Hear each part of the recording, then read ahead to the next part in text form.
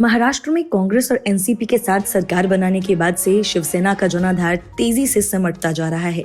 CM बनने के लिए उद्धव ठाकरे ने जिस तरह से पार्टी की विचारधारा को उलट-पुलट कर दिया, उससे शिवसेना के कार्यकर्ता और मतदाता बेहद नाराज हैं। नतीजा ये कि अब पार्टी का कलह खुलकर सामने आने लगा है। वरिष्ठ नेता रामदास कदम ने पार्टी में सहयोगी और सरकार मंत्री अनिल परब और उदय सामंत पर एनसीपी के साथ मिलकर पार्टी को खत्म करने की कोशिश करने का आरोप लगाया।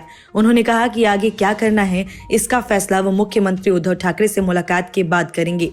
2014 और 2019 के बीच देवेंद्र फडणवीस के नेतृत्व वाली सरकार में पर्यावरण मंत्री रहे कदम ने आरोप लगाया कि दोनों मंत्री उन्हें राजनीतिक रूप से खत्म करने की कोशिश कर रहे हैं। उन्होंने कहा कि वह हमेशा शिव सैनिक बने रहेंगे और दल कभी नहीं छोड़ेंगे। 2019 में एनसीपी और कांग्रेस से हाथ मिलाकर राज्य में सत्ता में आने के बाद यह पहली बार है जब उद्धव ठाकरे के नेतृत्व वाली पार्टी में मतभेद खुलकर सामने आए हैं। कदम ने आरोप लगाया कि राज्य के परिवहन मंत्री परब और उच्च एवं तकनीकी शिक्षा मंत्री उदय सामंत रत्नागिरी जिले में शिवसेना को खत्म करने के लिए एनसीपी के साथ साठगांठ की है। उन्होंने कहा कि परब के खिलाफ बोलने का मतलब शिवसेना के खिलाफ खड़ा होना नहीं है। परब और सामंत को शिवसेना को मजबूत करने के लिए मंत्री बनाया गया था, न कि पार्टी के वरिष्ठ नेताओं को खत्म करने के लिए, जिन्होंने पार्टी को अपना पसीना और खून दिया है।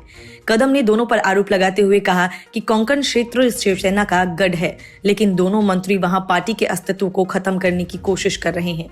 परब रत्नागिरी जिले के संरक्षक मंत्री हैं, जबकि सामंत सिंधुदुर्ग जिले के संरक्षक मंत्री हैं। कदम को हाल ही में हुए मुंबई स्थानीय निकाय निर्वाचन क्षेत्र से विधान परिषद चुनावों के लिए पार्टी द्वारा नामित नहीं किया गया था। उन्होंने कहा कि 2019 में जब महाविकास आघाड़ी सरकार बनी थी तो उन्होंने ठाकरे को सुझाव दिया था कि उनके जैसे वरिष्ठ नेता सुभाष देसाई और दिवाकर रावते कैबिनेट में युवा नेताओं के लिए जगह बनाएंगे।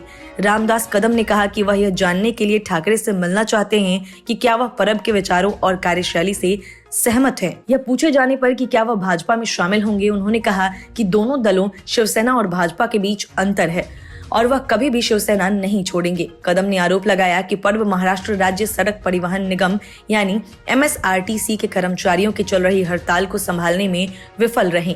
उद्धव ठाकरे के मुख्यमंत्री बनने के बाद शिवसेना के किसी वरिष्ठ नेता का यह पहला विद्रोह है।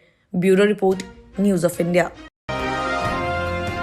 राहुल गांधी हिंदू और हिंदुत्व की व्याख्या करने में लगे हैं।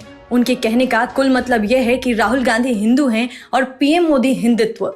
राहुल गांधी जहां भी जाते हैं इसी तरह की बातें करते हैं। यह कांग्रेस का नया वैचारिक स्टैंड है।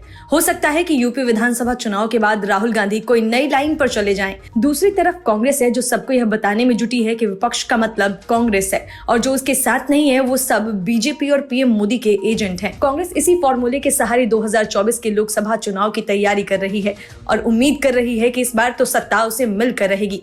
तीसरी तरफ प्रियंका वाड्रा हैं, जिनकी अपनी सियासत है, महिला और मुसलमान। यूपी चुनाव में इसी के आगे पीछे प्रियंका वाड्रा चक्कर लगा रही हैं।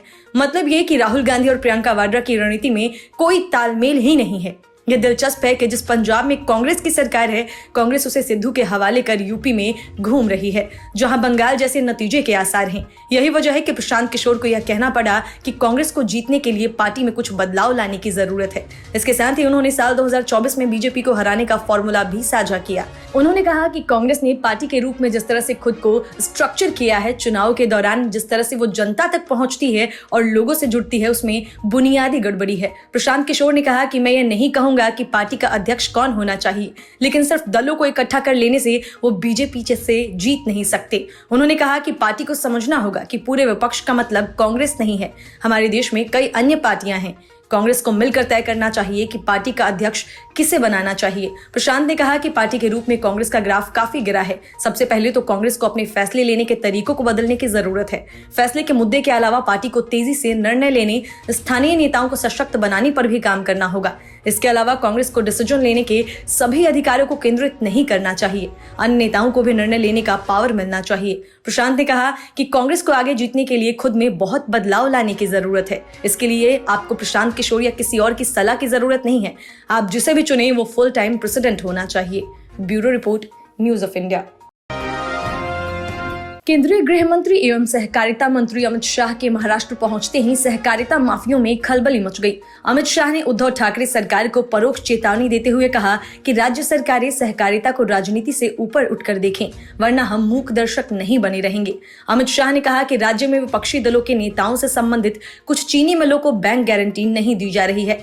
शाह ने सहकारिता क्षेत्र को भरोसा दिलाते हुए कहा कि मैं यहाँ कुछ तोड़ने नहीं बल्कि जोड़ने आया हूँ। मैं विश्वास दिलाता हूँ कि मेरे सामने जो भी मसला आएगा उसका निपटारा यह देखकर नहीं होगा कि सहकारिता की वह इकाई कौन चला रहा है, बल्कि यह देखकर होगा कि सहकारिता की वह इकाई कैसे चल रही है। राज्य सरकार को भी इसी तरह आगे बढ़ना चाहिए। हमारा पूरा प्रयास रहेगा कि सभी चीनी मिलें चालू रहें और एक भी सहकारी चीनी मिल निजी क्षेत्रों में जाने की नौबत न आए। शाह ने कहा कि प्रधानमंत्री बनने के बाद नरेंद्र मोदी ने चीनी मिलों की समस्याओं का गहराई से अध्ययन करवाया है। उसमें सुधार के लिए कई महत्वपूर्ण कदम भी उठाए हैं। उनके अनुसार चीनी निर्यात को निर्यात सब्सिडी देने का काम मोदी सरकार ने किया है।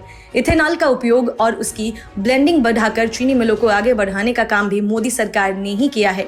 इथेनॉल के दाम में बढ़ोतरी भी मोदी सरकार ने ही की है। सहकारिता मंत्रालय के पहले मंत्री शाह ने कहा कि अब सहकारिता क्षेत्र में प्राण फूंकने का समय आ गया है, इसीलिए प्रधानमंत्री ने सहकारिता मंत्रालय का गठन किया है। महाराष्ट्र में सहकारिता क्षेत्र पर ज्यादातर एनसीपी और कांग्रेस के नेताओं का कब्जा है। पिछले दिनों कई मामले ऐसे आए हैं कि सहकारी चीनी मिलों के नाम पर भारी भरकम ऋण लेने के बाद इन चीनी मिलों को जानबूझकर घाटे में दिखाया गया और फिर उन्हें किसी न किसी नेता ने कौड़ियों के मोल में खरीद लिया। महाविकास आघाड़ी सरकार में उप मुख्यमंत्री अजित पवार का जरदेश्वर चीनी मिल से ऐसा ही संबंध सामने आया है, जिसके कारण उन पर ईडी और आईटी के छापे भी पड़े हैं।